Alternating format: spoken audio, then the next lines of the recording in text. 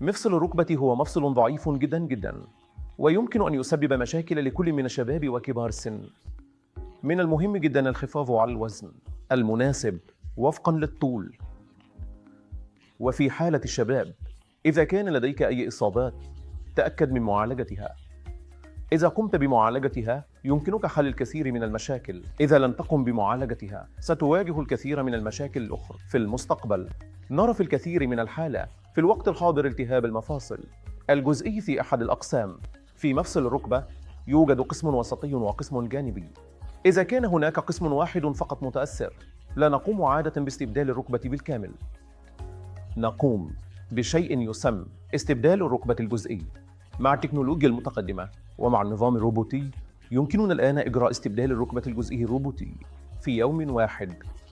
إذا كان المريض لائقاً ولا يعاني من أمراض مصاحبة، يمكننا القيام بذلك في يوم واحد. يمكنهم القدوم في الصباح والخضوع للجراحة والعودة إلى المنزل في المساء. إذا كان المريض يعاني من مشاكل صغيرة مثل السكر أو ضغط الدم، فإن هذا سيجعلها أكثر طبيعية.